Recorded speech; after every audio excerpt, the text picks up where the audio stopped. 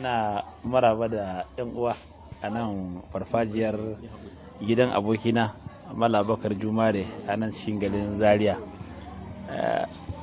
Nan dai ba wa'azi ya kawo ni ba ma kuma ni dama mai wa'azi bane ba, amma da yace kalma ce aka faɗa aka ce in ce da sunan musulunci. Na gani a wannan zamanin babu abin da ya fi mutum ya ringa yawaita waɗannan hadisai guda biyu, musamman a cikin irin rayuwa da take faruwa yanzu a nan yankinmu da ake kukan kuncin rayuwa da firgicewa sakamakon rashin tsaro. Annabi sallallahu alaihi wasallam yake cewa man lazima al-istighfara ja'ala Allahu lahu min kulli hammin faraja wa min kulli dhiqin makhraja wa yarzuquhu min haythu la yahtasib. Dukkan mutumin da ya lazimci istighfari, tuba da neman yafiya da afuwa a gurin Allah subhanahu wata'ala, Allah madaukakin sarki zai sanya wa duk wani kunci da yake ciki Allah zai kawo masa yayewa. Duk wani bakin ciki da ke ciki Allah zai ringa turo masa abin da zai yaye masa, ya kauda masa wannan bakin ciki, kuma ya azurta shi ta yadda baya tsammani. Dama istighfari ina jawo arziki. wa qultu astaghfiru rabbakum innahu kana ghaffara yursilis samaa alaykum midrara wa yumdidukum bi amwalin wa banina wa yaj'al lakum jannatin wa yaj'al lakum anhara. Hadisi na biyu, kowa na kukan rashin jin daɗi da damuwa da wato kuncin rayuwa, amma idan mutum ya tuno hadisin da Imam Ahmad ya rawaita da manzon Allah sallallahu alaihi wasallam cikin suke cewa man asbaha minkum aminan fi sirbihi mu'afan fi jasadihi indahu qutu yawmihi fa ka'annama hizat lahu ad-dunya aw tarwaya hizat lahu ad-dunya wa hadafiriha.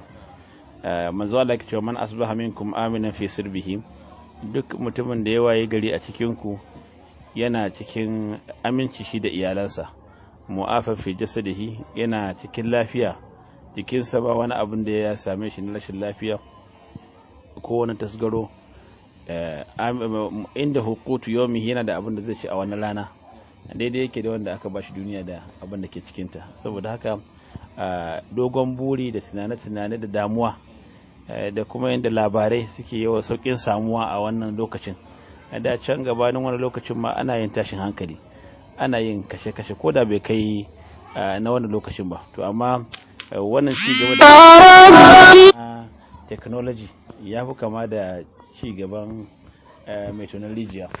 A lokaci guda in ya zo da alheri to ya zo da kuma damuwa, saboda ɗabi'ar labarai duk mutumin da ke jin su kaca-kaca to dole ya ringa samun damuwa, ya ga wani abin da ya masa, wani abin bai masa ba, wani abin ya tsorata shi, wani abu ma da ba abin tsoro bane ba, amma saboda an faɗa maka dole ya firgita ka.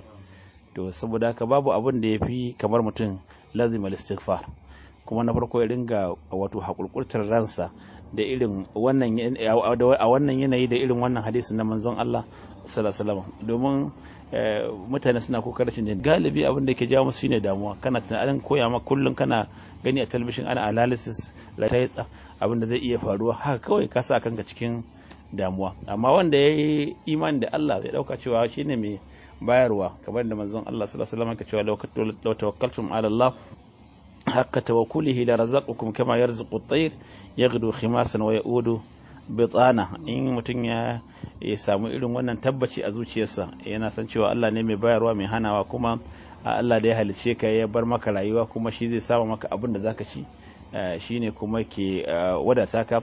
To idan mutum ya san da waɗannan abubuwa ba zai dinga samun firgicewa ba.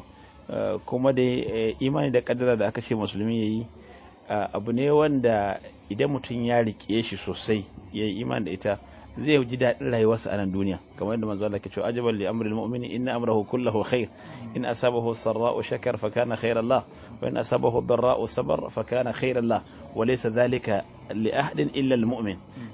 Saboda in abu yana faruwa haka Allah ya rubuta sai ya faru, bayan da zaka yi ka canja. Sai in ya faru da kai ko ya faru da wani ka sai ka hakurkurtar da ranka, ka samu lada a gurin Allah subhanahu wa ta'ala, kuma ka samu rahama. Ulaika alaihim salawatun min rabbihim wa rahma wa ulaika humul muhtadun, inji Allah subhanahu wa ta'ala. In kuma ka daga hankalinka abin ba zai canju ba, ko baka samu lada ba, kuma ka burkice, amfanin imani kenan. In ka yi imani da Allah cikakken imani dukkan bangarori sai ka rayu rayuwa mai daɗi, kamar da Allah subhanahu wa ta'ala ya faɗa cewa waɗanda suka yi imani suka yi aiki mai kyau da nuhiyannahum hayatan tayyiba, za mu rayar da su rayuwa mai daɗi a nan duniya. Amma idan mutum kuma ya zamto shi dabararsa ne kawai take jagorantarsa da ilimi da bayanai da wasu abubuwa, sai Allah ya barka da wayanka. Wa man a'rada an dhikri fa inna lahu ma'ishatan danka wa nahshuruhu yawmal qiyamati a'ma. Ya ishe ka dalili cewa masu mulki da manyan gidaje da manyan kudade da iyalai da abubuwan hawa ba wannan tabbaci ne na jin suna jin daɗin rayuwar ba, la'alla ma firgicin da suke ciki ya fi naka. Saboda haka maganin duniya gaba daya shine ka sallama ta, ka dauka cewa a cikin wannan abin zaka yi abin da Allah yake so, kuma sai Allah ya baka jin daɗin rayuwar anan duniya. Allah ya taimake mu. Shukran.